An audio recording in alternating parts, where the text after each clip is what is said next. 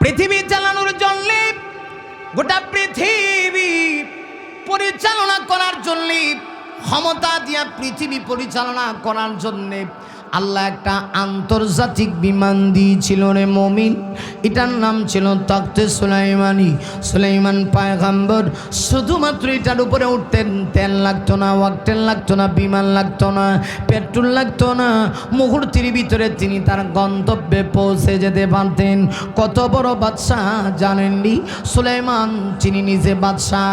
শুধু তিনি নিজে বাদশাহ তা না গো, বাবাও বাদশাহ ছিল, বাদশার ঘরের বাদশাহ। আরে শোনো আমার কথা না, সুলাইমান নবী হাত বাড়ায় আল্লাহর কাছে দোয়া করেছিলেন, হাবিলি মুলকাল্লা ইয়ামবাগি লিআহাদিন মিন বাদি। আবরু, তুমি আমাকে এমন ক্ষমতা দিও যেই ক্ষমতা তুমি পৃথিবীতে কাউকে দাও নাই। আল্লাহ এমন ক্ষমতাই সুলাইমান নবীকে দিয়েছিল। লোকটা যখন বলবে আল্লাহ গো, ওই যে আসামি বলবে আল্লাহ গো 70 বছরের হায়াত পেয়েছি গো, কিন্তু আপনাকে স্মরণ করার টাইম নাই। আল্লাহ তখন ডাক দিয়া কইব, তুমি কি আমার সুলাইমান পয়গম্বরের চাইতেও আরো বেশি ব্যস্ত ছিলা? পয়গম্বর সুলাইমান, আমি তোমাকে এত বড় বাদশাহ দিয়েছি, বলো না তুমি কি আমাকে স্মরণ ডাকছনি? সুলাইমান পয়গম্বর কয়, আল্লাহ গো খোদার কসম, আপনি রবের কসম করে বলি গো, একটা মুহূর্তের জন্য আমি আপনার স্মরণ থেকে গাফিল হই নাই।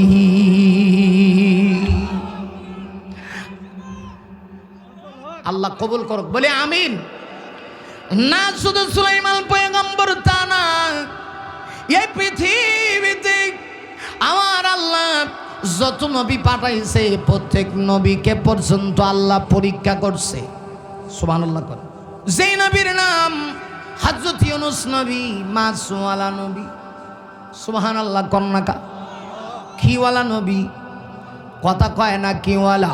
ওয়াদান্নুনি ইযহাবা মুগাদিবান ফাযান্না আল্লান নাকদিরা আলাইহি ফানাদা ফিয-যুলুমাতি আল্লাহ আল্লাহ ইলাহা ইল্লা আনতা সুবহানাক সুবহানাকা ইন্নী কুনতু মিনাজ জালিমিন।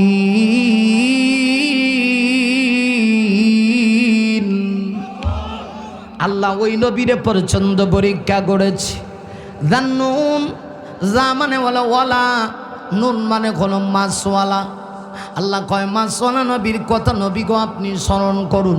ইযহাবা মুগাদিবান, তিনি যখন তার জাতির উপর রাগান্বিত হইয়া, কওমের উপর রাগান্বিত হইয়া পয়গম্বর ইউনূস এলাকা ছেড়ে দিলেন। তিনি এলাকা ছাড়তে পারে না, কারণ পয়গম্বর তো আল্লাহর অর্ডার ছাড়া এলাকা ছাড়া আর কোনো বিধান নাই। শুধু এলাকা ছেড়েছে, জাতির মানুষকে অনেক বুঝিয়েছে। না এই জাতি বরাবর বড় জাতি ছিল না, এই জাতি তার দাওয়াত গ্রহণ করে নাই গো। আল্লাহ পরীক্ষায় ফেলে দিয়েছে। হযরত ইউনূস নবী তাদেরকে সময় দিয়েছেন, নির্ধারিত এই সময়ের ভিতরে যদি তোমরা তওবা না করো, দেখবা আল্লাহর পক্ষ থেকে গজব চলে আসবে। জাতির মানুষগুলি বড় চালাক, সাথে সাথে তারা তওবা করে ফেলছে। ইউনূস পয়গম্বর তিনি তার এলাকা ছেড়ে দিয়া জাহাজে করে তিনি কোথাও চলে যাবেন। যেমনি জাহাজে উঠছে, দেখা যায় জাহাজ আর চলে না। যিনি চালায় ডাক দেয়া কয়, তোমাদের ভিতরে কেউ বাগরা আছে, ভেগে চলে আসে, মালিকের অর্ডার ছাড়া চলে আসে। আর না হয় জাহাজ তো বন্ধ হওয়ার কথা না। ইউনূস নবী বুঝে ফেলেছেন আমি এই কাজ করেছি। তিনি বলেন আমি এই কাজটা করেছি। জাতির লোকেরা কয় না, জাহাজের মালিক কয় না, আপনার চেহারা দিয়ে বোঝা যায় না। ইউনূস নবী বলে না গো, আবার লটারি দাও, লটারি দেওয়া হয়েছে, ঠিকই তার নাম উঠে গেল। ওরা মানে না, আবার জাহাজ স্টার্ট দিতে চায় কিন্তু চলে না। তৃতীয়বার আবার স্টার্ট দিতে চায়, চলে না। এবার সিদ্ধান্ত নিয়ে নিল এই লোককে আর রাখা যাবে না, কারণ এই লোককে নিয়ে জাহাজ তো আর চলতে পারে না। এবার জাহাজ থেকে তিনি নদীতে ঝাঁপ দিবেন, সাগরে ঝাঁপ দিবেন। আল্লাহ পরীক্ষার ভিতরে ফেলে দিল। আল্লাহ তখন একটা মাছকে অর্ডার করে দেয়, আমার ইউনুসকে তোর পেটের ভিতরে ঢুকায় দেয়, সাবধান বেয়াদবি করিস না। তবে ইউনুসের সঙ্গে যেন বেয়াদবি না হয়, আল্লাহ পরীক্ষা করতে চায় ইউনুস পয়গম্বর এই বিপদে পড়ে কি আল্লাহকে ভুলে যায় কিনা।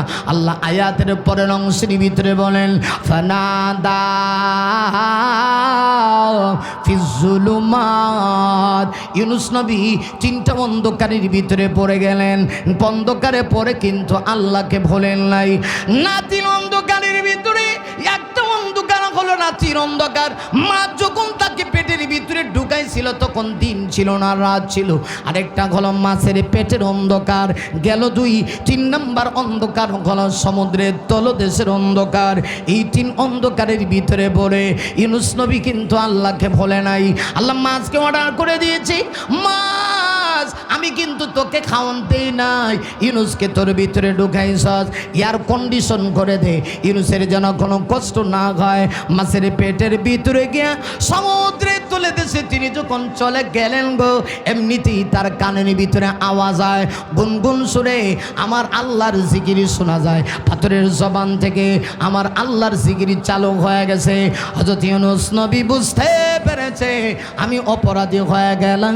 একটা পাথর তার জবান দিয়ে আমার মাওলার জিকির করে, আমি কেন আল্লাহর হুকুম অমান্য করে, আমি আল্লাহর অর্ডার ছাড়া আমি কেন চলে আসলাম। ইউনুস নবীর সাথে সাথে তিনি আল্লাহকে স্মরণ করলেন, লা ইলাহা ইল্লা আনতা সুবহানাকা ইন্নী কুনতু মিনাজ জালিমিন। ইউনুস নবী ডাক দিয়া কয়, আব্রু আপনি ছাড়া কোনো মাবুদ নাই, আপনি ছাড়া কোনো এলাকা নাই, আপনি মহাপবিত্র, আমি জুলুমকারীদের অন্তর্ভুক্ত হয়ে গেছি, আপনি জবাব না দিলে আমি কি করব। এমনিতে আল্লাহ কয় ফাস্তাজাবনা লাহু, অতঃপর আমি ইউনুসের ডাকে জবাব দিলাম। শুধু জবাব দিলাম তা না, আল্লাহ বলে ওয়ানাজাইনাহু মিনাল গাম্মি, আমি ইউনুস পয়গম্বরকে মাছের পেট থেকে নাজাত দিলাম।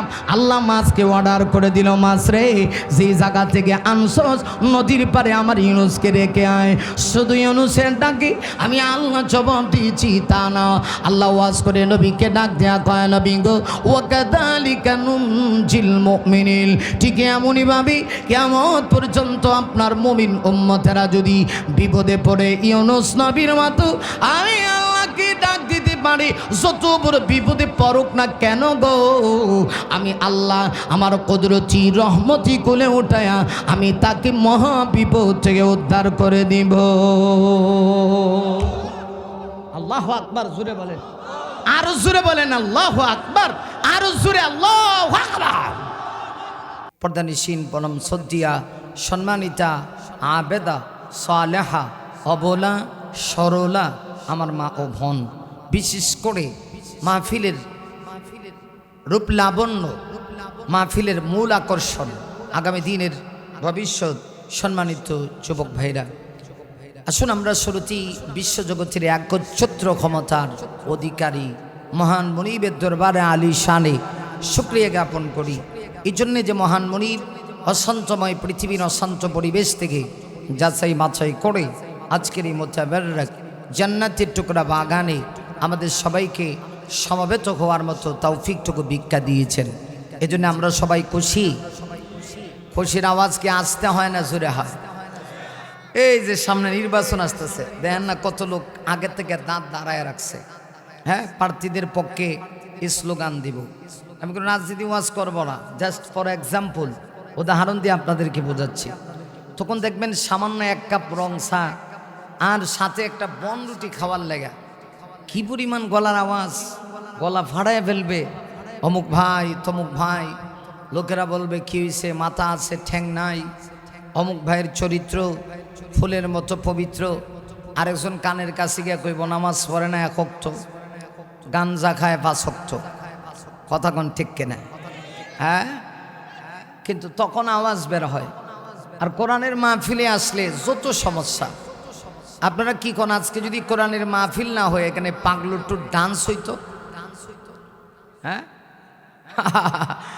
তো এত আগে আমাদেরকে দাওয়াত কইরা ওই কই কবে কার দাওয়াত নিছে, এতদিন পর্যন্ত প্রচার প্রসারণা, মাইকিং, পোস্টার, লিফলেট এরপরে আগে পিছে কত লকব এত কিছু দিয়াও হাজার হাজার লোক এখানে হইছেন নাকি? হ্যাঁ, যাই হোক, আমরা যারা আসছি আমরা কি টক্সি? আমাদের কপাল কি খারাপ? ভাগ্য কি খারাপ না ভালো? কথা কি বুঝেন আপনারা? আমি খুব কাছাকাছি আমার বাড়ি, যদি আমি ঢাকায় থাকি, বাড়ি তো তাহেরপুর, এই দিক থেকে মনে হয় খুব শর্টকাটে গেলে খুব কাছাকাছি। তবে আমার এই অঞ্চলে খুব একটা আশা হয় নাই। এটাই আমার মনে হয়, আমার এই বয়সে 2-3 বার মনে হয় আপনাদের এই থানায় আসছি কিনা, আরেকবার কখন জানি কোথায় আসছিলাম, এটা দ্বিতীয়বার।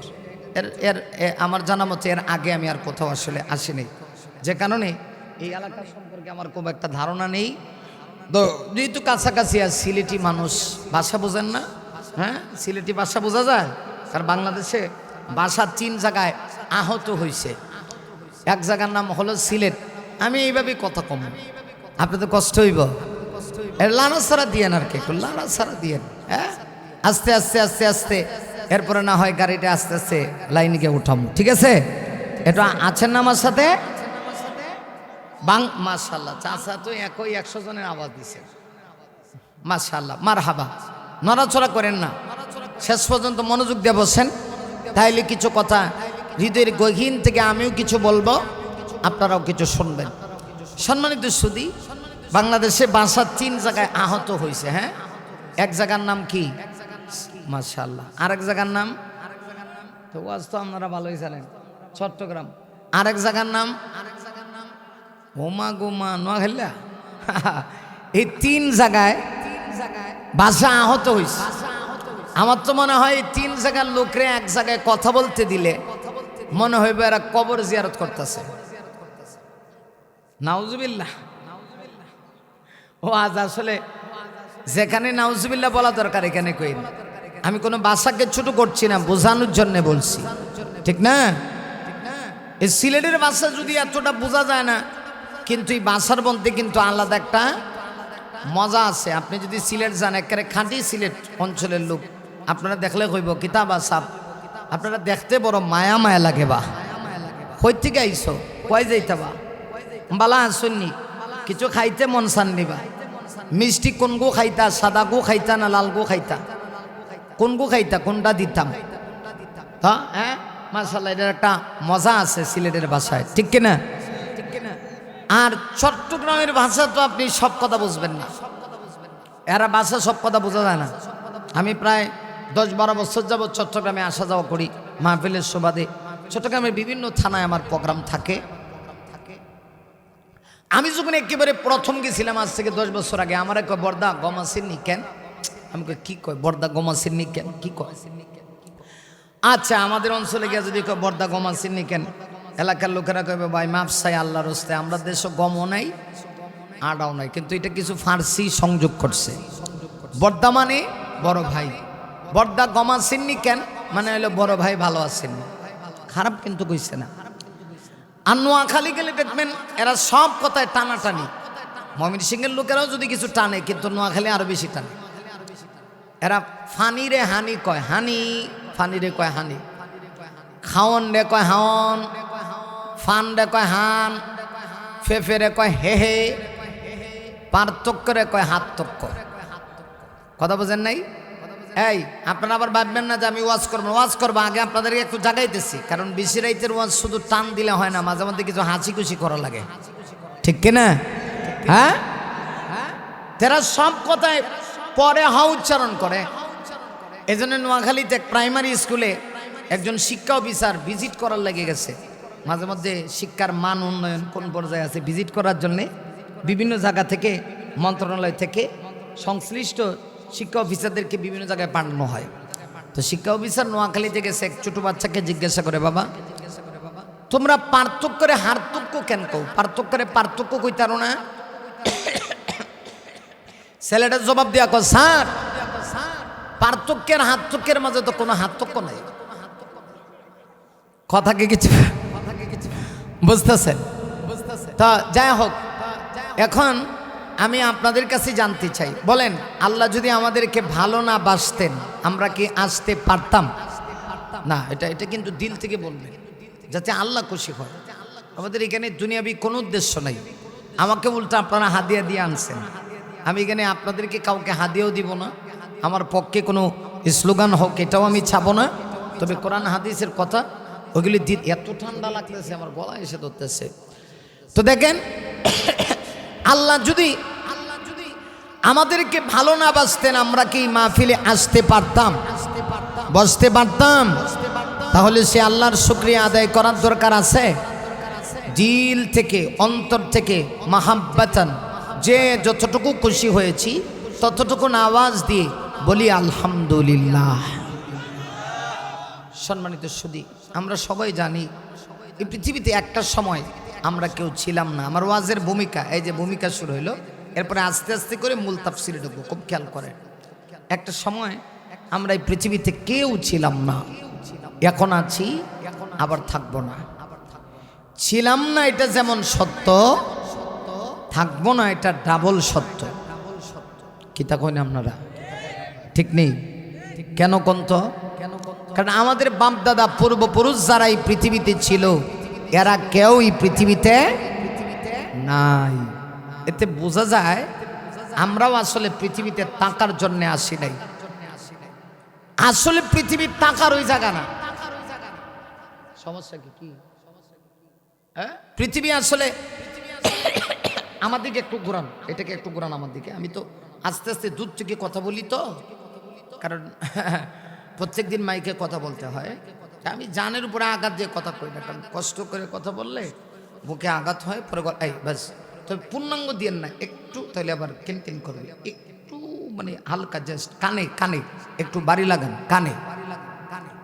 তাহলে আসলে পৃথিবী থাকার জায়গা না। এর কারণ হলো আমাদের বাপ দাদা পূর্বপুরুষ যারা ছিল, এরাই এই পৃথিবীতে। তাহলে বোঝা গেল আমরা এই পৃথিবীতে থাকবো না। না রে মুমিন না, এটা আমার কথা না। হাদিসের ভিতরে আল্লাহ নবীর জন্য বলেছেন কিয়ামত হলো দুই প্রকার, একটা হলো ব্যক্তিগত কিয়ামত। মুমিন রে খেয়াল করো, আমার নবীজি এই জন্য হাদিসের ভিতরে বলেছেন কিয়ামত দুই প্রকার, একটা হলো ব্যক্তিগত কিয়ামত, আরেকটা হলো সমষ্টিগত কিয়ামত। ব্যক্তিগত কিয়ামত কাকে বলে? আমার নবীজি হাদিসের ভিতরে বলেছেন মান মাতা ফাকাদ কামাত কিয়ামাতুহু। আরে মুমিন, ব্যক্তিগত কিয়ামত হলো যেদিন আমি পৃথিবী ছেড়ে চলে যাব গো, ওই দিন আমার কিয়ামত শুরু হয়ে গেল। আমি মরব, আমার কিয়ামত শুরু। আপনারা যারা আছেন আপনাদেরও একদিন মরণ হবে। যেদিন আপনাদের মরণ হবে গো, ওই দিন আপনাদেরও প্রত্যেকের কিয়ামত শুরু হবে। ঠিক নেই? বিশ্বাস যদি না হয় একটু মইরা দেখেন যে কিয়ামত কারে কয়। যদি কোন কেউ বিশ্বাস হয় না, কিছুদিন আগে আপনাদের এলাকায় একটু লাড়া দিচ্ছেন, লাড়া এটারে কয় ভূমিকম্প। ভূমিকম্প, জমিনের মধ্যে কম্পন হয়েছে। কয় সেকেন্ড হয়েছে? জানে না, কয়েক সেকেন্ড। সর্বনিম্ন হলো 7 সেকেন্ড হয়েছে, এর নিচে না। 6 থেকে 7 সেকেন্ড তো হয়েছে, এর উপরে অনেকে অনেক কথা বলে আরো বেশি হয়েছে। আমি আমার এই বয়সে এইরকম ভয়াবহ ভূমিকম্প আমি দেখি নাই। এবার একটু খেয়াল করেন তো, 6 সেকেন্ড আর 7 সেকেন্ড, 8 সেকেন্ড ভূমিকম্পে যদি এই অবস্থা হয়, যদি 1 মিনিট হইতো পৃথিবীটা শেষ। তাহলে বোঝা গেল আল্লাহ পৃথিবী চাইলে ধ্বংস করতে পারেন। কথা কন না কেন? মুমিন রে, তাহলে আমি যেদিন মৃত্যুবরণ করব, আমার ব্যক্তিগত কিয়ামত শুরু। এইটা হলো ব্যক্তিগত কিয়ামত, আরেকটা হলো সমষ্টিগত কিয়ামত। একদিন আসমান থাকবে না, জমিন থাকবে না, চন্দ্র সূর্য থাকবে না, আলু বাতাস থাকবে না, পৃথিবী একদিন থাকবে না।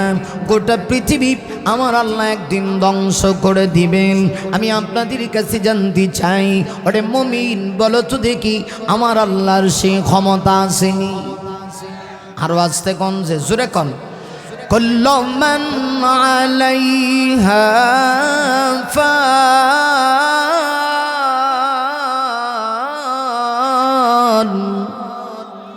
আল্লাহ নিজেই বলেছেন গোটা পৃথিবী একদিন ফানা হবে, গোটা পৃথিবী একদিন ধ্বংস হবে। এই পৃথিবী একদিন থাকবে না, আলু বাতাস থাকবে না, পৃথিবী থাকবে না, চন্দ্র সূর্য থাকবে না, পৃথিবীর অস্তিত্ব একদিন বিলীন হয়ে যাবে। যে আল্লাহ এই পৃথিবী সৃজন করলেন তিনি পৃথিবী একদিন পরিসমাপ্তি ঘটাবেন। হ্যাঁ, একজনের মরণ নেই, তিনি কে? ওয়ায়াবকা ওয়াজহু রাব্বিকা যুল জালালি ওয়াল ইকরাম।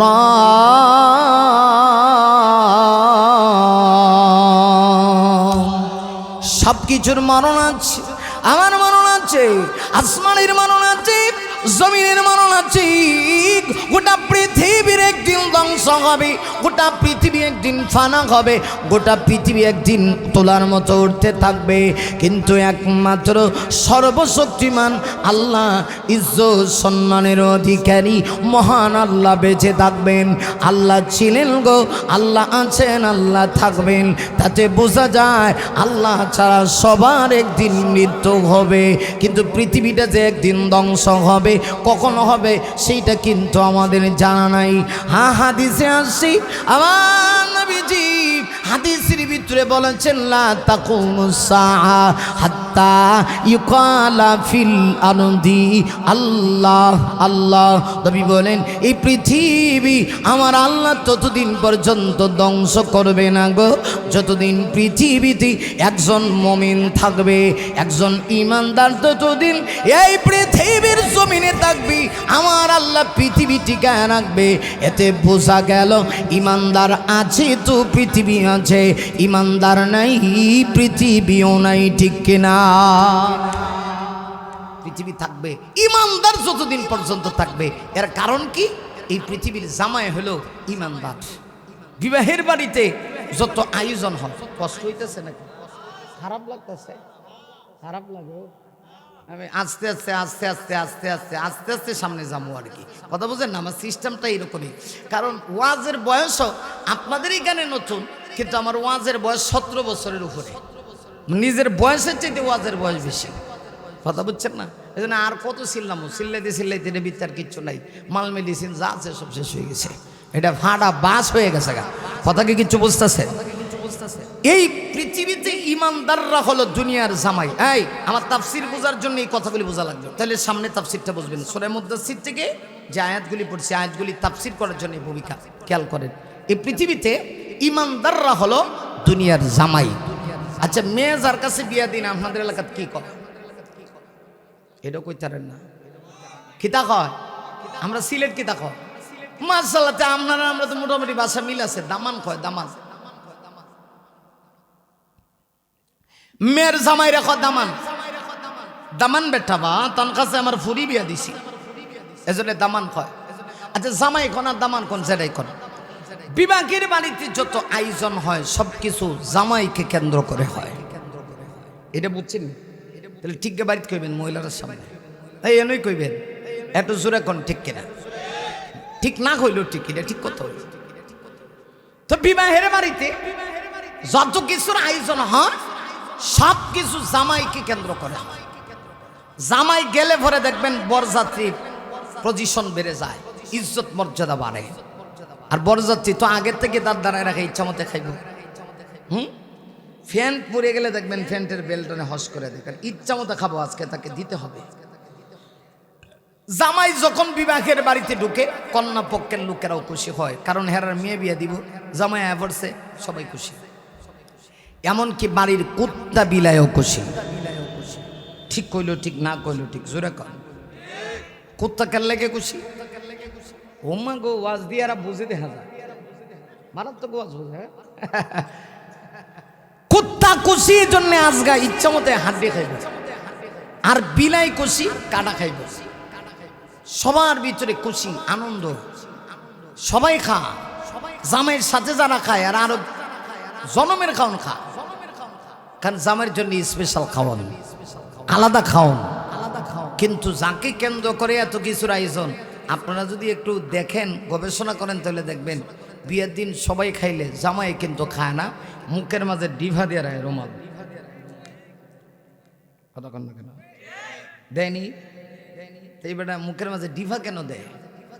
মুখে মনে রুচি নাই, শর্মায় না? না, কের শরম? শরমটা তার মূল মুখ্য উদ্দেশ্য না, তার আরেকটা উদ্দেশ্য আছে। আর উদ্দেশ্য হলো আসলে আজকে সে খাইতেইছে না, আইসে এই বাড়ির সাথে যেন তার একটা সম্পর্ক হয়। কথা কন না কেন? এই জন্য আজকে খাইতো না। সবাই খা, বরযাত্রীও খা, জামাই খায় না। জামাই খাও না কা? জামাই কয় দেখো আমি খাইবার লাগাইছি না, তবে সুসংবাদ আছে। সুসংবাদ হলো এই, আজকে যদিও না খাই, কিন্তু এই বাড়ির সাথে যদি কোনোভাবে আমার সম্পর্কটা হয়ে যায়, আজকে না খাইলেও আগামীকালকা থেকে এই বাড়ির যত খাওন আছে, স্পেশাল মুরগির রান রুস যা আছে সব আমার সামনে ধরা দিব। বুঝছে না ওয়াজ মানা?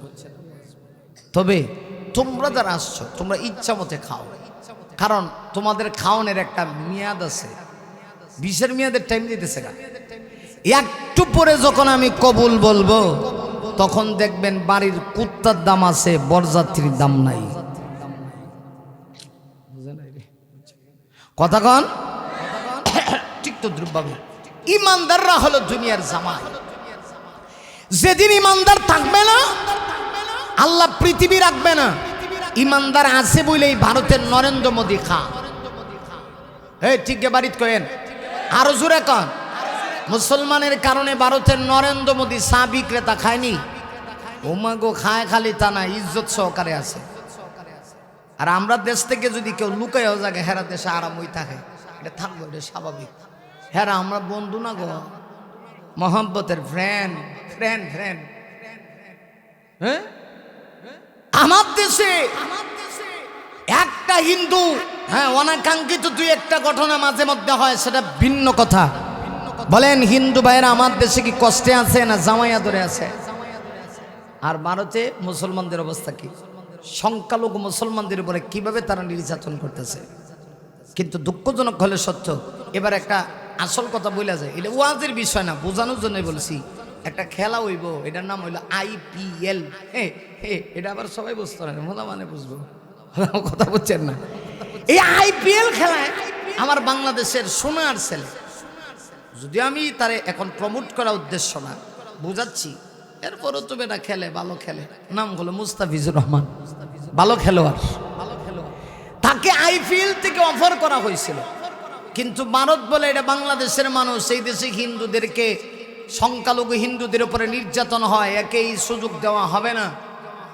অথচ প্রতিনিয়ত ভারতে মুসলমানেরা সংখ্যালঘু হিসাবে নির্যাতনের শিকার হয়। আর আমরা দেশহীন কণ্ঠে বলতে পারি, আমার সোনার বাংলাদেশে মানুষ কখনো হিন্দুদের উপরে নির্যাতন করে না, বরং হিন্দুদেরকে জামায়ান আদর করে এই দেশে বসবাস করতে দেওয়া হয়। কথা বলো মুসলমান, ঠিক কিনা? কিন্তু আমার মুস্তাফিজকে খেলতে দিত না। এই খেলতে দিত না বলে আমার কষ্ট না, কারণ আমি তো খেলা যায়, যেটা আপনাদের সামনে ফতোয়া দেওয়ার মতো ক্ষমতা আমার নাই। কিন্তু আমি যে বিষয়টা বোঝাইতে চাই, ওরা আমার কেমন বন্ধু চিন্তা করে দেখেন। কথায় আছে যে এমন বন্ধু হওয়ার চাইতে দুশ্মন আরো বালা। মানুষ যেমন বন্ধু, এর চাইতে দুশ্মন আরো বালা না। কারণ সব আকাম কুকাম আমার দেশে দিয়া সব ভালো জিনিস হেরা নেয়। কাঁটা আত মানে ওই যে কাঁটা দেয় না, কাঁটা দিয়ে বেড়া দেয় বর্ডারে তার কাঁটা, হ্যাঁ মাঝে মধ্যে লুকমা দিয়েন, তাহলে ওয়াজ করতে অসুবিধা হবে। তার কাঁটা দিয়া দেখবেন সব বিড়ি আর হইল আপনার গাঞ্জা, এর পরে বাবা আব্বা দাদা নাতি, এইটা ওয়াজ তো এলাকা চলতো না। হ্যাঁ, অসুবিধা হইতেছে নাকি? তার অসুবিধা হচ্ছে। সব আমার দেশ দিয়া সব বালা বালা জিনিস, ইলিশ মাছ, চাঁদপুরের আসল ইলিশ তো আমরা চোখেও দেখি না। কথা কন না কা? সেদিন গেছি ভোলা ওয়াজ করবার লাগে, ইলিশ মাছ দিছে, দেখে আমার সন্দেহ লাগছে। জিগাইলাম এটা কি বোলার ইলিশ? কনা এটা ফদ্দার ইলিশ। তো ফদ্দার ইলিশ খাইবার লাগে বোলাইলাম কার লেগা, এটা ফদ্দারও ইলিশ কিনা এটারও সন্দেহ আছে। এটা হলো বাংলাদেশ। এটার বাংলাদেশ রয়েছে না, বাংলাদেশ হয়ে গেছে। কথা কন না কেন? আমার ভাইরা, আপনাদেরকে নতুন করে বোঝাতে হবে না। এই ভারত এরা কি পরিমাণ টর্চার করছে আপনাদের এই আসনের এমপি পদপ্রার্থীরা। বাবর ভাই নয় ও, একটু মোটামুটি ওনার কাছ থেকে একটু ওয়াজটা নিয়েন। হ্যাঁ, আমরার কাছ থেকে নতুন করে ওয়াজের কিচ্ছু নেই। তো যাই হোক, যেই কথা বলছিলাম, আসলে আমরা বুঝি না কে বন্ধু আর কে শত্রু, কে আপন কে পর, আমরা সেটা বুঝি না। আল্লাহ কয় পৃথিবীটা টিকায় রাখছি ইমানদারের কারণে। নরেন্দ্র মোদীর কারণে আল্লাহ পৃথিবী টিকায় রাখে নাই। মমিনের কারণে নরেন্দ্র মোদী খায়, চা বিক্রেতা খা। আর শুধুমাত্র নরেন্দ্র মোদী খায় তা না, ওই যে আপনার মায়ানমারের অং সান সুচি না বুসি, সেইটাও খায় ইমানদারের কারণে। আর ওই দিক দিয়ে আমেরিকার ডোনাল্ড ট্রাম্প না ট্রাম্প কিতা কয় দি বুঝি না, নাম কিতা ট্রাম্প। ও আমি ড্রাম কই, ড্রাম ড্রাম ড্রাম বুঝেননি? মানে ড্রামের ভিত্তিতে তামাম পৃথিবী দিবেন, এরপরে খালি কইব আমার আরো দেও আরো দেও আরো দেও। কথা কন না কেন? ঠিক কেনা এই ড্রাম কন আর ট্রাম কন, সুচি কন আর বুসি কন। আর ওই ভাষের যে আমরা বন্ধু নামের কি কইতাম, এখন তো বাসা নাই, আবার আল্লাহ জানে আমার নেব দূরে লেগে গিয়া, এ তো সন্দেহ আছে। তবে মনে রাখবেন, আমরা কখনো বাতিলের কাছে হার মানতে পারি না। কথা কন না কেন? আমরা পরাজিত হতে পারি না। আমাদের হাতি, আমাদের নক্ষত্র, আমাদের আইকন, আমাদের মডেল, আমাদের আদর্শ আমাদেরকে শিক্ষা দিয়ে গিয়েছে, জীবন দিবা তথাপি বেঈমানের সামনে মাথা নত করবা না। দেশের 1 ইঞ্চি মাটি নিয়ে পৃথিবীর কোন প্রান্ত থেকে কোন কোলাঙ্গার ষড়যন্ত্র করবে, বাংলার দামাল ছেলেরা আমাদের যে পা টেনে কুকুরকে খাওয়াবে। মুসলমান ঠিক কিনা বলো? এই ওয়াজ অবশ্য আমরা শহরে ওয়াজ করলে সত্তর, গ্রামের ওয়াজ আবার কোন দিকে যাইতেছে? আসেন যাই, সামনে যাই। সম্মানিত সুদী, কষ্ট হইতেছে? তাহলে গোটা পৃথিবীর জামাই হলো ইমানদারেরা, মুমিনরা হলো জামাই। আমরার কারণে শিয়াল, শকুন আর কুত্তা রাখা। বিয়ার বাড়ির যেমন আমরা সব খাই না, জামাই খায় না, জামাই না খায় কুত্তারে দেয়, হেরাও খা। কিন্তু হেরা বুঝে না আমরা কারা। আসল কথা আমরারে বুঝি না। কথা কন। এই জন্য আরবিতে একটা প্রবাদ আছে, মান আরাফা নাফসাহু ফাকাদ আরাফা রাব্বাহু। যে তার নিজেরে চিনছে, হে আল্লাহরে চিনছে। কথা ঠিক নেই? আরে মুমিন, আসলে জন্য বলছিলাম, তাহলে লক্ষ্য করে দেখুন, এই পৃথিবী আর আল্লাহ টিকা রাখছি মুমিন বান্দার কারণে। একদিন আল্লাহ পৃথিবী ধ্বংস করে দিব। মুমিন রে, যেদিন আমার আল্লাহ পৃথিবী ধ্বংস করে দিবে গো, ওই দিন আপনাকে আমাকে সবাইকে ময়দানে মাহাশরে, ময়দানে মেহাশরে আপনাকে আমাকে আল্লাহর সামনে দাঁড়ানো লাগবে। ওই কিয়ামতের দিনে আপনি আমি যখন আল্লাহর সামনে দাঁড়াবো গো, ওই দিন পৃথিবীর সকল মানুষকে আমার আল্লাহ শুধুমাত্র কেবলমাত্র 2টা দলে ভাগ করবেন। সুবহানাল্লাহ। কয়টা দল? এই 2 দলের এই আলোচনা আমার তেলাওয়াতকৃত আয়াতে আল্লাহ তুলে ধরছে। 2 দল হইব, এটার উপরে আমার ওয়াজ। আর আপনি কোন দলে থাকবেন আর দাবি করছেন কোন দলে, আছেন কোন দলে, এটা আজকের ওয়াজ। এটা নিয়ে বাড়িতে যাইবেন। 2 দল হবে, একদল ডানপন্থী আর একদল বামপন্থী, একদল জান্নাতি আর একদল জাহান্নামী। এখন আপনি যাবেন কোনটায়? ফয়সালা আপনি নেন। ডাইন পথে? তো খালি ডাইন পথে চললে হবে না, চলার জন্য কিছু নিয়ম কারণ আছে, এগুলো মানতে হবে। কথা কোন ঠিক কিনা? এই ময়দানে মাসুরি পৃথিবীর সকল মানুষকে আর আল্লাহ নিজ নিজ কর্ম অনুযায়ী সকল মানুষকে আল্লাহ 2টা দলে ভাগ করবেন। একজন মানুষকে ডানপন্থী বলে আমার আল্লাহ ঘোষণা দিবে গো, মুমিন রে, যাদেরকে ডানপন্থী বলে আল্লাহ ঘোষণা দিয়ে আমলনামা যাদেরকে ডান হাতে দেওয়া হবে, আল্লাহ বলেন ফি জান্নাত, এরা আমার অনন্তকালের সুখ বিলাসের স্থান, আরামের জায়গা, আমার জান্নাতের ভিতরে তারা মেহমান হয়ে প্রবেশ করবে। জান্নাতে, ডান হাতে আমলনামা পাইয়া এমন জায়গা যাইব, এটা খালি সুখ সুখ সুখ, দুঃখ বলতে কিচ্ছু নাই, দুঃখ বলতে কিচ্ছু নেই। তাই হাদিস এসেছে একজন মানুষ সারা জীবন দুনিয়াতে কষ্ট করছে, সাপোজ মনে করেন সুখ কারে খ, এই সুখের সুশব্দটা হ্যাঁ কোনোদিন শুনছে না, এমন লোক নাই। অভাব অনাটন পৃথিবীর বিপদ আপদ মুসিবত সব কিছু তারা গ্রাস করে লাইছে, কিন্তু হ্যাঁ আল্লাহ বলে না। হ্যাঁ যে যাইবেন ঠকবেন এমন ওয়াজ দিমু, পরে কইবেন বাবারে করছে তো, লড়াচড়া করেন না। আর আধা ঘন্টা চলবে, ও মা 11টা বলছে। হ্যাঁ পাবলিক তো মারাত্মক দেখা যায়, মারহাবা কর, আরো জোরে কর। ও মা গো চাচা গো, সার রাত যাক আল্লাহ কবুল করুক।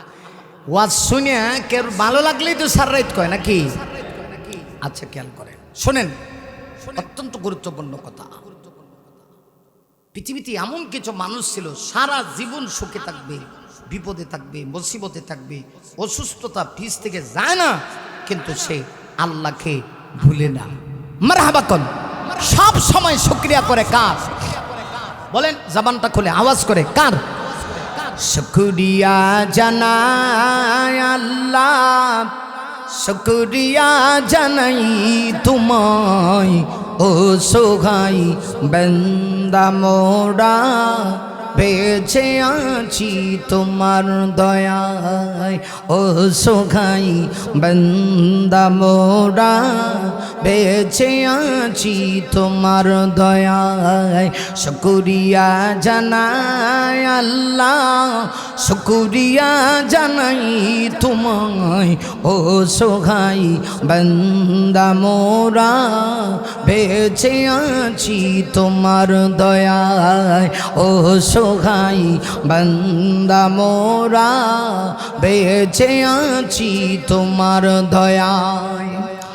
দু চোখ ভরে স্বপ্ন দিলি, বেঁচে থাকার আশা দিলি, দু চোখ ভরে স্বপ্ন দিলি, বেঁচে থাকার আশা দিলি, ফুলে ফলে সাজিয়ে দিলি, ফুলে ফলে ফুলে ফলে সাজিয়ে দিলে, সিগদ শ্যামল সোহাই শুকরিয়া জানাই তোমায়, শুকরিয়া জানাই আল্লাহ, শুকরিয়া জানাই তোমায় ও সোহাই বান্দা মোরা।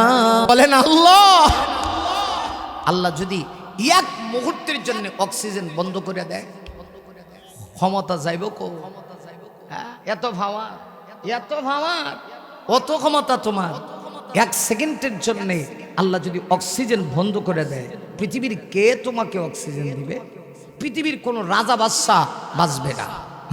আল্লাহর কত দয়া মায়া, অথচ আল্লাহ কত জিনিস আপনাকে ফ্রিতে দিছে, ফ্রিতে এমনে বিনা টাকায়। সুবহানাল্লাহ, বাইত গিয়ে হয়েন মহিলারা দেয় নাই।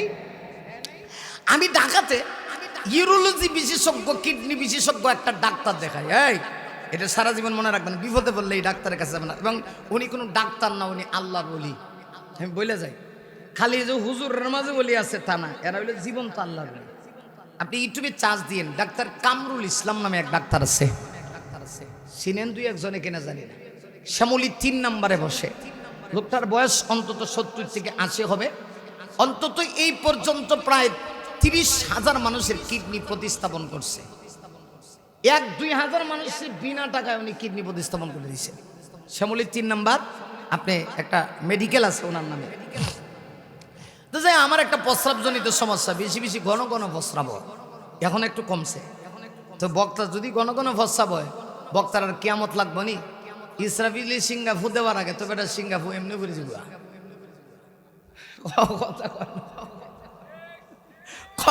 কথা কোন ঠিক নেই, অবস্থা খারাপ না? তা আমি তো পাগল হয়ে গেছি, কিতা করতাম। মাঝে মধ্যে এমন হয়, বেটারা খালি ওয়াজে ঘোষণা দিয়েছে প্রধান অতিথির আগমন, আমার তো এই দিক দিয়ে অবস্থা খারাপ। এখন প্রধান অতিথি যাইতো কো? তো যাই হোক, আমার ওয়াইফ আবার ইউটিউব তালাশ করে ওনার নাম বাইর করছে, তারপরে আমি ওনার কাছে গেছি। এত বড় ডাক্তার, ওনার ভিজিট চা দিয়ে রাখতেন, গরম চা আছে একটু কড়া চা দিবেন, যে ঠান্ডা বাবা, হ্যাঁ আদা দিয়ে দিবেন, হ্যাঁ টান হইব, লাস্টে হইব মারহাবা, আরো জোরে কন মারহাবা। তবে ওয়াজ করে আমার ভাল লাগতেছে, শ্রোতা আমার খুব পছন্দ হইছে, মারহাবা কর। লাখ শ্রোতার দরকার নাই, এরকম মনোযোগ সহকারে শ্রোতা যদি কিছু বসে থাকে তাহলে ওয়াজ করে এটা বাবায় কথা বলার মধ্যে স্পিড বাড়ে। কথা কোন ঠিক নেই? নাম কি কইছিলাম ডাক্তারের? ডাক্তার এ ভোলামান একটু পরে ইউটিউবে চার্জ দিও। ডাক্তার কামরুল স্যার, মুরব্বী, 70-80 বছরের বয়স, সিরিয়াল পাইছি তো ওনার কাছে গেলাম। উনি মূলত কিডনি বিশেষজ্ঞ ডাক্তার। পাকিস্তান সহ বিভিন্ন দেশ থেকে ডাক্তাররা যেখানে মানে ফিরায় দেয়, আলহামদুলিল্লাহ ওনার কাছে আইসা ভালো হয়। তো ওনার সিরিয়াল পাওয়া যাবে, সিরিয়াল পাই না তো কেমনে দেখাবো? 10 মিনিট টাইম, সকাল 10টা থেকে 10 মিনিটের ভিতরে ওনার যে যারা ফোন ধরে সহকারী তাদেরকে ফোন দিতে হবে এবং যারটা রিসিভ হবে তার সিরিয়াল আসবে। এই যে 1 মাস যাবত ট্রাই করি, কামার হয় না, সিরিয়াল পাওয়াটা মুশকিল না। পরে আমি নিজে যেহেতু ডাকাত থাকি গেলাম, বা আল্লাহর কি কদত গেছি। পরে ঝাড়ু যে দেয় পরিষ্কার করে ক্লিনার, একজনে দেখে কহ হুজুর আমরা তো আমি চিনি, আমি বক্তা না, আমার ওয়াজ শুনি আমি, মানে ভালো হয়েছে না? হ্যাঁ, তাই আমি গেলাম ভাই তাই আমার একটু ব্যবস্থা করে দেন। তাই আমার আজকে আপনার সিরিয়াল, আজকে সিরিয়াল। তো সিরিয়াল কয়টা? রাত 2:30টার সময় আপনার সিরিয়াল কটা? আমি জীবন ভাই রাত 2:30টার সময় ডাক্তার দেখাইছি, আমার ইতিহাস নেই। তখন রাত 2:30টা না, যদি ফজর হন লাগে ফজর হইলে দেখাম। কারণ যেভাবে প্রস্রাব জারি হয়েছে এটা বন্ধ না করলে ওয়াজ যাইব কই আর আমি যাবো কই? আমি গিয়া আগে এসার পরে মনে করেন মেডিকেলে গিয়া আগমন করছি, তো শিব রাখছি, বয়ে রয়েছি, সিরিয়াল আসছে রাত 2:30টার সময়। স্যারের রুমে যখন আমি ঢুকছি, আল্লাহর কসম উনি আমাকে আলাদা কোনো টাকা পয়সাও দিয়েছে না যে ওয়াজে গিয়ে ডিকোয়েন, চেহারা আমাকে সাক্ষী দিয়েছে উনি একজন আল্লাহর ওলি।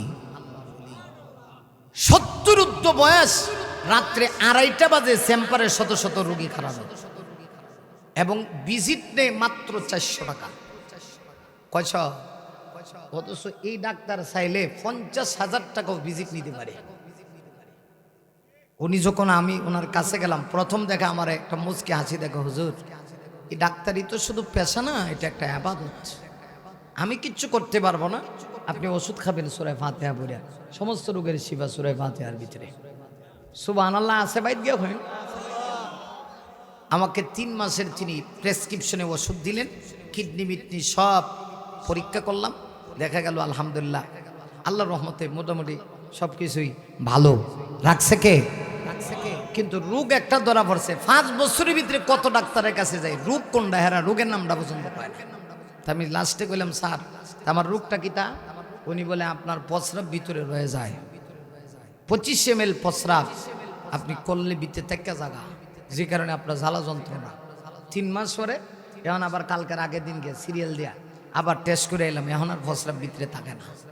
তখন আমি শান্তি না, আগে ওয়াজ বলে আমি চিন্তা করতাম রে তাড়াতাড়ি ওয়াজটা শেখা যায়, কিন্তু পাবলিকেও তো কিছু করতাম না। হ্যাঁ, বাংলাদেশের পাবলিক আর যদি প্রধান বক্তা এনে ওয়াজে উল্টা পাল্টা হয়, ফিরে একটা মারি করতো না। যেই পরিমাণ হাদিয়া দেয় চাইতে বেশি বদনাম করে। কথা কন না কেন? ঠিক কিনা? ঠিক কিনা? সম্মানিত সুধী, আমি যে কথাটা বলতে চাই, ওনার কাছে যাওয়ার পরে আমি খালি চোখ দিয়ে পানি ছাড়ছি, আর আমার একটা শিক্ষা হয়েছে। দেখি এমন রুগী যায় 90% জন রুগীর কিডনি শেষ, কিডনি নেই। স্যারে কয় কিতা করবেন? নাই তো 2টা নাই, আমরা তো 2টা শেষ হয়ে গেছে, কিতা করতাম? স্যার দেখেন জোড়া তালি লাগাই তারা নেই। স্যারে কয় কিডনি করতে গেলাম মানে দিব কাটা হেডা কোন দেওয়ার তো কেমন, কিতা করবেন? কিডনি যদি একটা নষ্ট হয় তাহলে আরেকটা দিয়ে চলন যায়। দেখেন আল্লাহর কি দয়া মায়া পৃথিবীতে, এটা আমি অন্তর থেকে কথাটা বলছি। দেখেন তো আপনার একটু পরিবর্তন হয় কিনা। জীবনে তো অনেক ওয়াজ শুনছেন, দেখেন না এই ওয়াজটা আপনাকে পরিবর্তন করে কিনা। আমার রবির এত দয়া মায়া, দুনিয়াতে যত জিনিস রব আপনাকে দামি দিছে সবগুলা ফ্রি দিছে। পানি অপর নাম জীবন, ফ্রি। খা খা, অক্সিজেন ফ্রি, নে নে গ্রহণ কর। কিডনি দরকার, আল্লাহ কয় তোরে ফ্রিতে 2টা দিলাম, একটা কিডনি নষ্ট হয়ে গেলে আরেকটা দিয়ে তুই চলতে পারবি। চোখ তোকে একটা দিছি না 2টা দিছি, একটা নষ্ট হইলে আরেকটা দিয়ে তুই চলতে পারোস। করতে হলে আল্লাহর দয়া মায়া কত, এই শুকরিয়া কি কিয়ামত পর্যন্ত আদায় করে ভাড়া সম্ভব? এর চাইতে বড় ওয়াজ তো আমার কাছে আর কিচ্ছু নেই, বাস কেন এর চাইতে বেশি ওয়াজ তো লাগে না। আহা আরে মুমিন, এই কথা না যদি একজন মানুষ চিন্তা করি, আয় আয় রে দুনিয়াতে আমার আল্লাহ আমাকে কত কিছু ফ্রি দিল রে, কিন্তু আমি আল্লাহকে চিনলাম না, হাত দিয়া আমি আল্লাহর নাফরমানি করি গো, জবান দিয়ে আমি আল্লাহর নাফরমানি করি, অথচ আল্লাহ চাইলে মুহূর্তের ভিতরে জবানে মোহর মারতে পারেনি। কথা কোন না কেন? হে হে গে গান গায়, কি গান গায় জানেননি? ফাগলুটো ডান্সে গে গান গায়, হ্যাঁ কি গায়? পরে না চোখের পলক হাডাইছে, কইছে কি তা উঞ্চল্লি, কি তা কয় উঞ্চল্লি, তে তোমার রূপের ঝলক দেখেন। আবার কয় না হুজুর গান গাইতেছে, বুঝে বেলে কইতেছে। আবার ভরে কয় দোহাই লাগি মুক্তি তোমায় একটু আচলে দেখো, পরে গীতা করবে তুই, কয় আমি জ্ঞান হারাবো, বুঝি জ্ঞান হারাইলিব, একটু পরে খালি জ্ঞান হারাইবি ডকয় না, কয় মরেই যাব বাসাতি পারবে না কেউ। আমি কই খাটাইস তুই গিয়ে ভরে মর, আগুনে ভর নাহলে ভালিত কে মর, তোরা কেন বাসাই তো। কথা কোন ঠিক না ঠিক? আল্লাহ জবান দিয়া আল্লাহর কেমনে না ফরমানি করে, কিন্তু আল্লাহ চাইলে অক্সিজেন বন্ধ করে দিতারে। হাসরের মাঠে হিসাব দেওয়া লাগবা, এমনে না। হাদিসে আসছে কিয়ামতের দিন কোন বনি আদম লা তাজালু কদম ইবনু আদম হাত্তা ইউসআলা আন খামসিন, রাসূল বলেন 5 প্রশ্নের জবাব না দেওয়া পর্যন্ত কেউ এক পা নড়াচড়া করতে তো না। জবাব দিলেন লাগবে তোবার। প্রথম প্রশ্ন হবে আন উমরিহি ফিমা আপনা, আল্লাহ কইব কিরে হায়াত যদি ইসলাম কিতা করছিলে, এবার হিসাব দে। তখন কইব আল্লাহ হায়াত তো পাইছিলাম, কিন্তু আপনারে স্মরণ করার মতো টাইম আছে না। কথা কি বুঝতেছেন কিনা? হায়াত পাইছিলাম 70 বছর, মাত্র বুঝি 70 বছর, 70 বছর হায়াত পাইছি, বিয়া করছি 2টা, বাচ্চা হয়েছে 8 জন, এরার ঘর থেকে নাতি নাত করে হয়েছে 16 জন, কমে হয়েছে। আর মদন থানার ভিতরে 2টা মার্কেট ছিল, 20-22টা দোকান আছে। সারা বছর এইগুলার হিসাব ক্যালকুলেটর মিলে শেষ করুন গেছে না। রাইতে ঘুমাইবার টাইম পেয়েছি না, বউ আছেন 2টা, এক কানে এইটা জ্বালায় এক কানে হেইটা জ্বালায়, জ্বালা হয়ে 70 বছর শেষ। আপনারা কেমনে স্মরণ করতাম?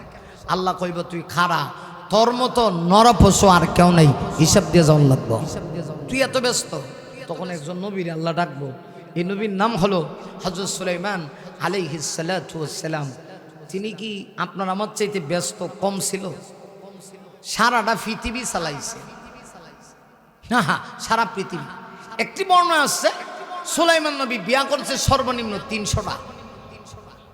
এবার কানে নাইছে সুবহানাল্লাহ জুড়ে কর, কয়শো বিয়া করছে? হ্যাঁ 300। এখন যদি এক বউর কাছে একদিন করে যা, বছরে 360 দিন, আর 60 দিন খালি বাকি থাকে, 2 দিনের সিরিয়াল নাই। সুলাইমান নবীর আল্লাহ কত বড় বাদশাহী দিছে। আমরা আগে যিনি এক্স ছিল, এক্স প্রধানমন্ত্রী, আচ্ছা নাম নয় নাই কইলাম, সম্মানের সহিতই কই, এক্স যিনি ছিল উনি মাত্র 17 বছর। বোঝা গেছে জমিন তার কথা শুনে, কিন্তু যখন আল্লাহ উড়াইছে তখন আর জমিনে খারাইতারছে না, খারাপ থেকে উড়াইছে, খারাপ থেকে উড়াইছে। কথা কন না কেন? এটা খালি আওয়ামী লীগের বাইরের বিরুদ্ধে না, সামনে যারা এবার লেগেও শিক্ষা আছে সবার লাগে। আমরা হুজুররা সবার লাগে, আমরা আপনাদের মঙ্গল কামী। আমি কোনো ভোট চামো না, আল্লাহর কসম আমার একটা ভোট দেওয়ার লাগতো না, কিন্তু আপনি বুঝে শুনে চললেন, কারণ জুলুমের বিচার আল্লাহ জমিনে করে। দুনিয়ার সব অপরাধের মাপ আছে, কিন্তু জুলুমের মাপ নাই। আল্লাহ কি কোরআনে মিথ্যা কথা কইছে? কিতা কইছে? ইন্না শিরকা লা যুলমুন আযীম। আল্লাহ কইছে শিরিক হচ্ছে জুলুম, আর একটা হলো এই জুলুম মানুষ মানুষের উপরে করে, এটাও এক প্রকারের জুলুম। এই জুলুম শিরিককারী এটা যেমন জুলুম করে বড় অপরাধী হয়, আর যারা মানুষের উপরে জুলুম করে এরাও অপরাধের দিক থেকে কোনো দিক দিয়ে কম না। কথা কোন ঠিক কিনা? হ্যাঁ একটা পার্থক্য আছে। শিরিক করলে জাহান্নাম, আর অপরাধী যদি পাপ করে আল্লাহর কাছে মাফ চায় আল্লাহ মাফ করে দিব। কিন্তু জুলুম তো বড় মারাত্মক, জুলুমটা আল্লাহ পছন্দ করে না। সুলাইমান নবী কত বড় বাদশা, বিয়া করছে 300, আর রাষ্ট্র পরিচালনা করার জন্য এমন 3 বাহিনী আল্লাহ দিছে, পৃথিবীতে এরকম বাহিনী কেউ আর কিয়ামত পর্যন্ত গঠন করতে পারবে না। 1 নম্বর বাহিনীর নাম ছিল মানুষ, মানুষ দিয়ে বাহিনী তৈরি করছে। 2 নম্বর বাহিনী ছিল মিনাল জিন্নি ওয়াল ইনসি, ইনস মানে হলো মানুষ, আর জিন মানে হলো জিন। জিন একটা বাহিনী, মানুষ একটা বাহিনী, গেল কটা? 2টা। আরেকটা হলো তৈরে, পাখিদের ভিতর থেকে একটা বাহিনী। উনি পৃথিবীর সকল পাখি প্রাণীদের ভাষা সুলাইমান নবী বুঝত। সুবহানাল্লাহ। আর পৃথিবী চালানোর জন্য, গোটা পৃথিবী পরিচালনা করার জন্য, ক্ষমতা দিয়া পৃথিবী পরিচালনা করার জন্যে আল্লাহ একটা আন্তর্জাতিক বিমান দিয়েছিল রে মমিন। এটার নাম ছিল তখতে সুলাইমানি। সুলাইমান পয়গম্বর শুধুমাত্র এটার উপরে উঠতেন, তেল লাগতো না, ওয়াক্টেল লাগতো না, বিমান লাগতো না, পেট্রোল লাগতো না, মুহূর্তের ভিতরে তিনি তার গন্তব্যে পৌঁছে যেতে পারতেন। কত বড় বাদশাহ জানেননি সুলাইমান? তিনি নিজে বাদশাহ, শুধু তিনি নিজে বাদশাহ তা না গো, বাবাও বাদশাহ ছিল, বাদশার ঘরের বাদশাহ। আরে শোনো আমার কথা না, সুলাইমান নবী হাত বানায় আল্লাহর কাছে দোয়া করেছিলেন, হাবিলি মুলকাল্লা ইয়ামবাগি লিআহাদিন মিন বাদি। তুমি আমাকে এমন ক্ষমতা দিও যেই ক্ষমতা তুমি পৃথিবীতে কাউকে দাও নাই। আল্লাহ এমন ক্ষমতাই সুলাইমান নবীকে দিয়েছিল। লোকটা যখন বলবে আল্লাহ গো, ওই যে আসামি বলবে আল্লাহ গো 70 বছরের হায়াত পেয়েছি গো, কিন্তু আপনাকে স্মরণ করার টাইম নাই। আল্লাহ তখন ডাক দিয়া কইব, তুমি কি আমার সুলাইমান পয়গম্বরের চাইতেও আরো বেশি ব্যস্ত ছিলা? পয়গম্বর সুলাইমান, আমি তোমাকে এত বড় বাঁচিয়ে দিয়েছি, বলো না তুমি কি আমাকে স্মরণ রাখছনি? সুলাইমান পয়গম্বর কয় আল্লাহ গো, খোদার কসম, আপনি রবের কসম করে বলি গো, একটা মুহূর্তের জন্য আমি আপনার স্মরণ থেকে গাফিল হই নাই।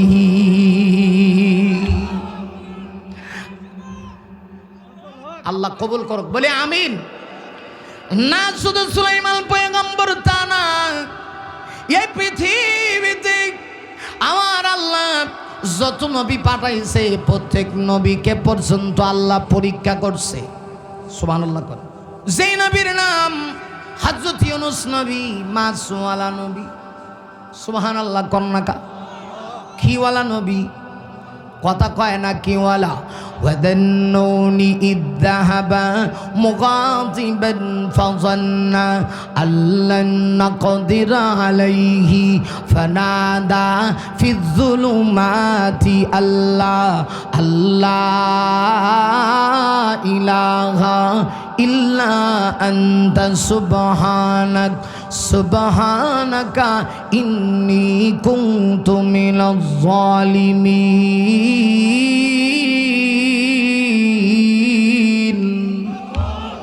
আল্লাহ ওই নবীরে পছন্দ পরীক্ষা করেছে।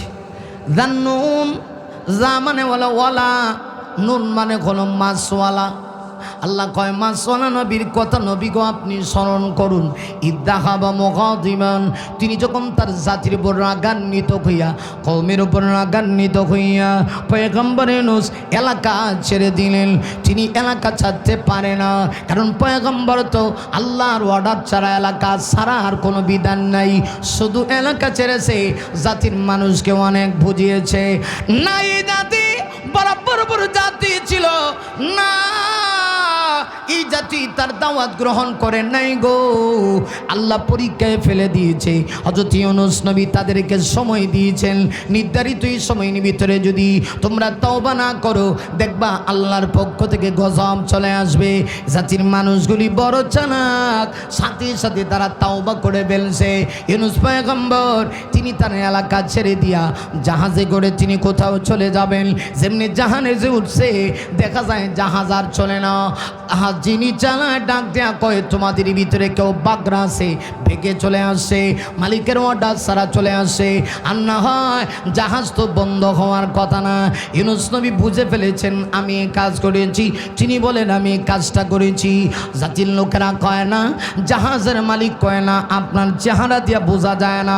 ইউনূস নবী বলে না গো, আবার লটারি দাও, লটারি দেওয়া হয়েছে, ঠিকই তার নাম উঠে গেল। ওরা মানে না, আবার জাহাজ স্টার্ট দিতে চায় কিন্তু চলে না, তৃতীয়বার আবার স্টার্ট দিতে চায়, চলে না। এবার সিদ্ধান্ত নিয়ে নিল এই লোককে আর রাখা যাবে না, কারণ এই লোককে নিয়ে জাহাজ তো আর চলতে পারে না। এবার জাহাজ থেকে তিনি নদীতে ঝাঁপ দিবেন, সাগরে ঝাঁপ দিবেন। আল্লাহ পরীক্ষার ভিতরে ফেলে দিল। আল্লাহ তখন একটা মাছকে অর্ডার করে দেয়, আমার ইউনূসকে তোর পেটের ভিতরে ঢুকায় দেয়, সাবধান বেয়াদবি করিস না। তবে ইউনূসের সঙ্গে যেন বেয়াদবি না হয়, আল্লাহ পরীক্ষা করতে চায় ইউনূস পয়গম্বর এই বিপদে পড়ে কি আল্লাহকে ভুলে যায় কিনা। আল্লাহ আয়াতের পরের অংশের ভিতরে বলেন ফানাদা ফিজ্জুলুমাত, ইউনূস নবী তিনটা অন্ধকারের ভিতরে পড়ে গেলেন। অন্ধকারে পড়ে কিন্তু আল্লাহকে ভোলেন নাই। নাতির অন্ধকারের ভিতরে একটা অন্ধকার হলো রাতের অন্ধকার। মা যখন তাকে পেটের ভিতরে ঢুকাইছিল তখন দিন ছিল না, রাত ছিল। আরেকটা হলো মাছের পেটের অন্ধকার গেল 2। 3 নম্বর অন্ধকার হলো সমুদ্রের তলদেশের অন্ধকার। এই 3 অন্ধকারের ভিতরে পড়ে ইউনূস নবী কিন্তু আল্লাহকে ভোলে নাই। আল্লাহ মাছকে অর্ডার করে দিয়েছি, মাছ আমি কিন্তু তোকে খাওয়ানতেই নাই, ইউনূসকে তোর ভিতরে ঢুকাইছস, এয়ার কন্ডিশন করে দে, ইউনূসের যেন কোনো কষ্ট না হয়। মাছের পেটের ভিতরে গিয়া সমুদ্রে তুলে দেশে তিনি যখন চলে গেলেন গো, এমনিতেই তার কানের ভিতরে আওয়াজ হয়, গুনগুন সুরে আমার আল্লাহর জিকির শোনা যায়। পাথরের জবান থেকে আমার আল্লাহর জিকির চালু হয়ে গেছে। হযরত ইউনূস নবী বুঝতে পেরেছে আমি অপরাধী হয়ে গেলাম। একটা পাথর তার জবান দিয়ে আমার মাওলার জিকির করে, আমি কেন আল্লাহর হুকুম অমান্য করে, আমি আল্লাহর অর্ডার ছাড়া আমি কেন চলে আসলাম। ইউনূস নবীর সাথে সাথে তিনি আল্লাহকে স্মরণ করলেন, লা ইলাহা ইল্লা আনতা সুবহানাকা ইন্নী কুনতু মিনাজ জালিমিন। ইউনূস নবী ডাক দিয়া কয়, আবরু আপনি ছাড়া কোনো মাবুদ নাই, আপনি ছাড়া কোনো এলাহ নাই, আপনি মহাপবিত্র, আমি জুলুমকারীদের অন্তর্ভুক্ত হয়ে গেছি, আপনি জবাব না দিলে আমি কি করব। এমনিতে আল্লাহ কয় ফাস্তাজাবনা লাহু, অতঃপর আমি ইউনূসের ডাকে জবাব দিলাম। শুধু জবাব দিলাম তা না, আল্লাহ বলে ওয়ানাজাইনাহু মিনাল গাম্মি, আমি ইউনূস পয়গম্বরকে মাছের পেট থেকে নাজাত দিলাম। আল্লাহ মাছকে অর্ডার করে দিল, মাছ রে যে জায়গা থেকে আনছস নদীর পারে আমার ইউনূসকে রেখে আয়। শুধু ইউনূসের ডাকে আমি আল্লাহ জবাব দিয়েছি তা না, আল্লাহ ওয়াজ করে নবীকে ডাক দেয়া কয়, নবী গো ওয়াকাযালিকা নুনজিল মুমিনিন, ঠিক এমনই ভাবে কিয়ামত পর্যন্ত আপনার মুমিন উম্মতেরা যদি বিপদে পড়ে ইউনূস নবীর মতো আমি আল্লাহকে ডাক দিতে পারি, যত বড় বিপদে পড়ুক না কেন গো, আমি আল্লাহ আমার কুদরতি রহমতি কোলে উঠায়া আমি তাকে মহা বিপদ থেকে উদ্ধার করে দিব। আল্লাহু আকবার, জোরে বলেন, আর জোরে বলেন আল্লাহু আকবার, আর জোরে আল্লাহু আকবার। আজ আমি থাকবো না, এতদিন আপনার সুখ ছিলাম না, আপনার পাশে ছিলাম গো, এখন আর থাকবো না। কি হয়েছে? আপনার চেহারা এখন আর ভালো না গো, চেহারা থেকে দুর্গন্ধ সৃষ্টি হয়ে গেছে, আর থাকতে চাই না। ঠিক আছে তোমরা চলে যাও। 7 জন স্ত্রী ডাক দেয়া কয় থাকবো না, কিন্তু একজন স্ত্রী এমন ছিল, নাম ছিল হযরত রহিমা। রহিমা ডাক দেয়া কয়, না স্বামী গো, শুধু সুখে আমি আপনার পাশে ছিলাম তা না, দুঃখে আপনার পাশে থাকবো। একজন স্ত্রী দুঃখের ভিতরেও তার স্বামীকে ছেড়ে যাইতে পারে না। সুবহানাল্লাহ। সিনি মা গো, ও মা, গভীর রজনীতে আমার বিশ্বাস মাইকের সাউন্ড তোমার কান পর্যন্ত গিয়ে স্পর্শ করতেছে। মা, ও মা, হযরত রহিমা ডাক দিয়া কয় স্বামী গো, পৃথিবীর সবাই আপনাকে ছেড়ে যেতে পারে গো, আমি আপনাকে ছেড়ে যাব না। এর কারণ কি জানেননি? তাফসীরে একটা বর্ণনা আসছে, রহিমা ছিল হযরত ইউসুফ নবীর বংশধর। বংশের একটা গুণ আছে, এই জন্য আমরা ছোট্টবেলা শুনতাম জাতের মেয়ে কালো বালো, নদীর জল গোলাও বালো। কিন্তু রহিমা শুধু জাতের মেয়ে তা না, তাফসীরে কিতাবে লেখে ইউসুফ নবী কত সুন্দর, আল্লাহ তামাম পৃথিবীর 12 আনা সৌন্দর্য ইউসুফকে দিয়েছে।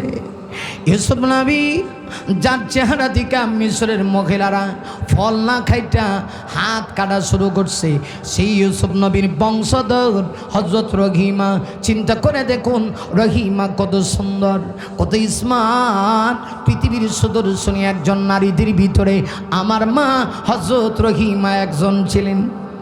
মা রহিমা ডাক দিয়া কয়, না স্বামী, আমি না খায় মইরা যাবো গো, কিন্তু আমি আপনার দরবার ছাড়ব না। আপনি টেনশন করেন না গো, চলুন জঙ্গলে চলে যাই। এলাকার লোকেরা আর জঙ্গলে থাকতে, এলাকায় থাকতে দিবে না। জঙ্গলে গিয়ে আমি 24 ঘন্টা আপনাকে খেদমত করব, প্রাণটা ভরে মনটা ভরে আমি খেদমত করব। আপনার চেহারা দুর্গন্ধ আমার নাকে লাগে না। রহিমা দুইটা ঠুট লাগায়া স্বামীর ক্ষত বিক্ষত জায়গাগুলিতে রহিমা পরিষ্কার করে দেয়। কত মহব্বত, কত ভালোবাসা। কিন্তু শয়তানের গা জ্বলে, কারণ শয়তান চায় না স্বামী আর স্ত্রীর মধ্যে মিল মহব্বত থাকুক, ভালোবাসা থাকুক, এটা কিন্তু শয়তান চায় না। আমার ভাইয়েরা লক্ষ্য করে দেখুন, হযরত আইয়ুব নবীকে আল্লাহ এত পরীক্ষা করতেছে, জঙ্গলে যাওয়ার পরে রোগ কমে না গো। আইয়ুব নবীর রোগ আরও বাড়ছে, চেহারা পচতে শুরু হয়ে গেছে। এমনকি মাঝে মধ্যে পোকামাকড় আইয়ুব নবীর থেকে এমনভাবে আক্রান্ত করে আইয়ুব নবী একটুকু অধৈর্য হয় না, নিজের হাতটা দিয়া পোকা এনে দেখে লাগায়া কয়, খা, জনমের মতো খা, রব যেহেতু তোকে সুযোগ দিয়েছে, এতে আমি একটুকু নারাজ না, আমি আল্লাহর শুকরিয়া আদায় করতে চাই। রহিমা ঘরের বাহিরে গিয়া, জঙ্গল থেকে বাহিরে গিয়া তিনি সাধারণ কাজের মহিলা হয়ে টাকা পয়সা জোগাড় করে নিয়ে আসেন।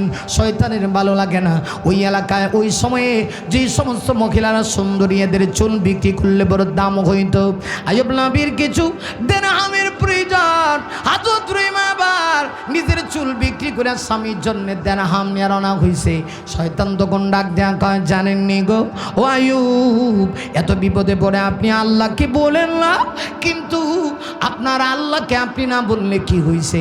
আপনার স্ত্রী যে দেয়া যায় মাথার চুল এলাকায় গিয়ে চুরি করছে, চুরি করার কারণে এমনভাবে ধরা পড়ছে এলাকার মানুষ আপনার স্ত্রীর চুল কেটে দিছে। বিশেষ যদি না হয় আপনার স্ত্রী আসার পরে মাথা থেকে কাপড় সরাইবেন। আইয়ুব নবী তো আলিমুল গায়ব না। আইয়ুব নবী যখন স্ত্রী আসলো মাথা থেকে কাপড় সরাইতে বলছেন, আইয়ুব নবী তাকায় দেখি সত্যি সত্যি চুল নাই।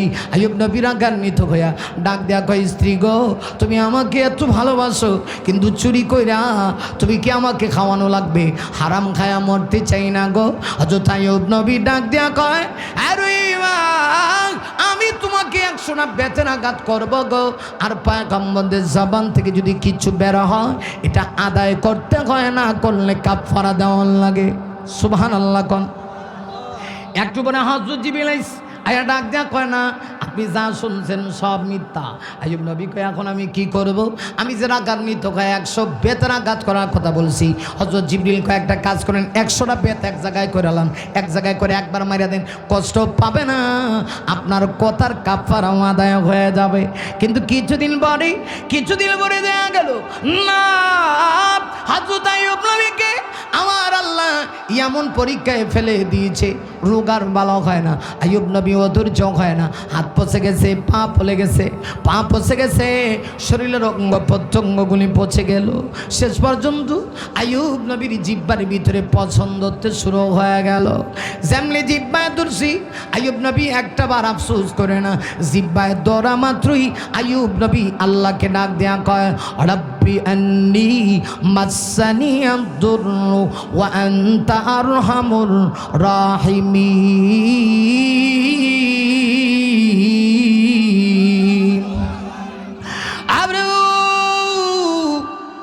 আমি এতদিন কিচ্ছু বলি নাই, কিন্তু এখন যে আমার জিহ্বায় পছন্দ হতে শুরু হয়ে গেল।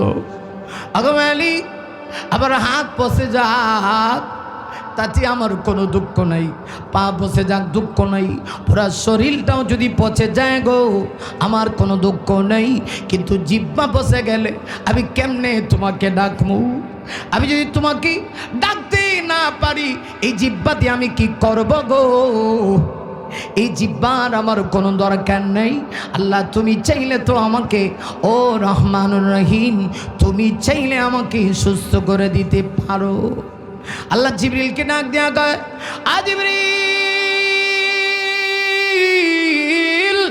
যা আমার বন্ধু আইয়ুবের কাছে যা, আমি যা দেখতে চেয়েছিলাম তা হয়ে গেছে। আমি দেখেছি আইয়ুব বিপদে পড়ে আমাকে বলে না, আইয়ুবের হাত পচে গেছে আমাকে বলে না, পা পচে গেছে আইয়ুব নবী আমাকে ভুলে না, দেখো পচে গেছে আইয়ুব নবী আমাকে ভুলে না। আইয়ুব আমার এত পাগল, আইয়ুবের জবানে পোকা ধরতে আমাকে ডাক দিছে, জিবরিল আমি যা চাইছিলাম তা হয়ে গেছে, শয়তান পরাজিত, আইয়ুব পরীক্ষা উত্তীর্ণ হয়ে গেছে। দৌড়ে যাও আমার আইয়ুবের কাছে গিয়া বলো আইয়ুব যেন তার পায়ের গোড়ালি দিয়া মুড়াটা দিয়া জমিনে আঘাত করে। অথচ জিবরিল ডাক দেয়া কয়, নবী গো পায়ের মুড়ার ভিতরে তো পছন্দ হতে শুরু হয়ে গেছে, কেমনে জমিনে আঘাত করবে? আল্লাহ কয় আমি কইছি আমারটা বলা পালন করে তার দায়িত্ব, বলো না কষ্ট করে জমিনে যেন একটু পায়ের গোড়ালে দিয়ে আঘাত করে। ওরকদ বেরি ঝিলিকা হাদা মুগতাসালুম বারিদু শারাব। হযরত আইয়ুব নবী হযরত জিবরিলের অর্ডার পায়া সাথে সাথে পায়ের মুড়া দিয়ে গোড়ালি দিয়ে জমিনে আঘাত করছে। তাফসীরে বর্ণনা আছে আঘাত করতে দেরি হয়েছে, মুহূর্তের ভিতরে একটা ঝর্ণা অথবা কুয়া জারি হতে দেরি হয় নাই। আল্লাহ কয়, ও জিবরিল আমার বন্ধু আইয়ুবকে বলো কুয়ার ভিতরে একটু ডুব দিবার লাগা। হযরত আইয়ুব নবী যেই মুহূর্তে ডুব দিয়েছি, ডুব দিয়ে উঠে দেখে কোনো পচা নাই, কুষ্ঠরোগ নাই, আগে যেমন সুন্দর ছিল এর চাইতে কোটি কোটি গুণে বেশি সুন্দর হয়ে গেছে। আমি আপনাদের কাছে জানতে চাই, তাহলে জান্নাত কি এত সোজা?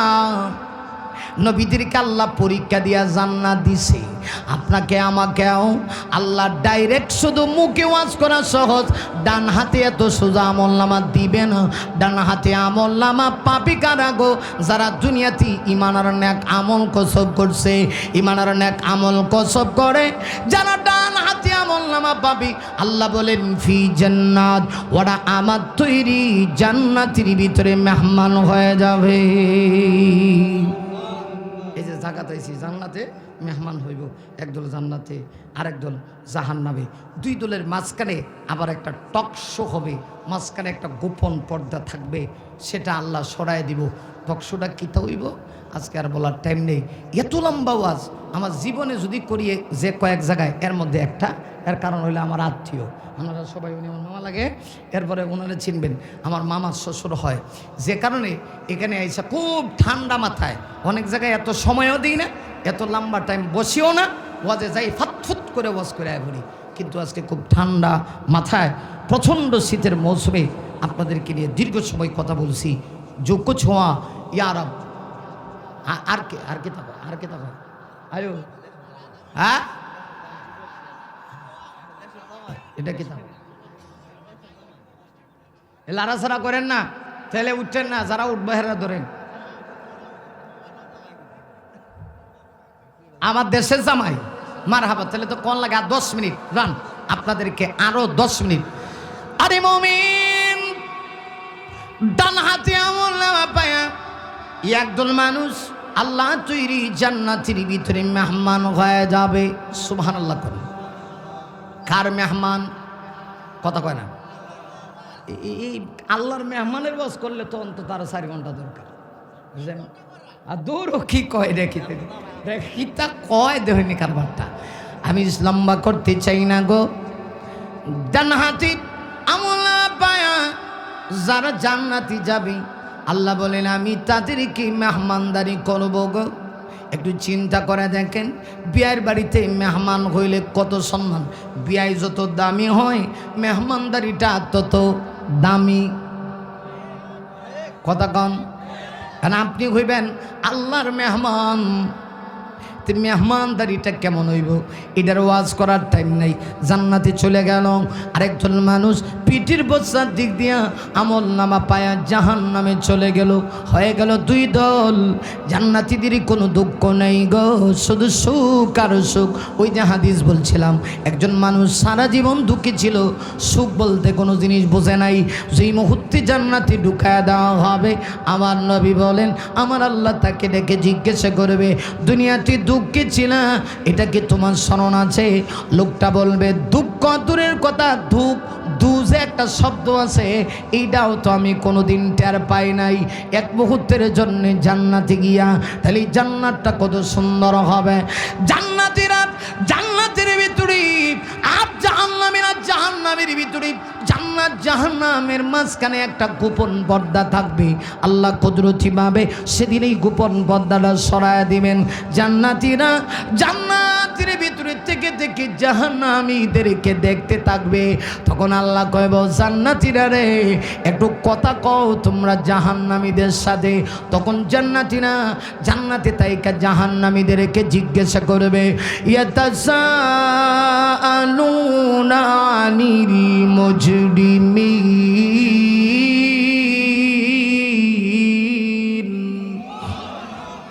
জান্নাতীরা জান্নাতে তাইকা সওয়াল করবে পাপিষ্ঠ বান্দাদেরকে, মুজরিম যারা, মা সালাকাকুম ফি সাকার। আসি জান্নাতে এরা জাহান্নামে। মাঝখানে গোপন পর্দা সরায় দেওয়া হলো। জান্নাতীরা জিজ্ঞাসা করে, একটু জানতে চাই গো, আল্লাহ যে আমাদেরকে জান্নাতে দিল, তোমাদেরকে জাহান্নামে দিল, সাকার নামক জাহান্নামে তোমরা কেন গেলা? কারণ জাহান্নামে দুঃখের কোনো শেষ নাই। জাহান্নাম এত কষ্টের জায়গা, দুনিয়ার আগুন লাগলেই তো মানুষ কেমন ভাবে মারা যায়। আপনারা দেখেছেন ডাকাতে বিমান দুর্ঘটনা হয়ে শিশু বাচ্চাগুলি মারা গেছিল এয়ারপোর্টে, কত মানুষ চোখের পানি ছেড়ে দেয়া কানছে।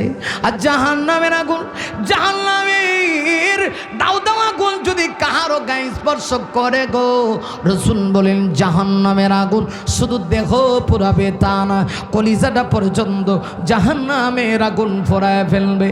জান্নাতীরা জান্নাতি দায়িকা আরবে তাইকা জাহান্নামীদের কি জিজ্ঞাসা করে, কেন আল্লাহ তোমাদেরকে সাকার নামক জাহান্নামে দিয়েছে?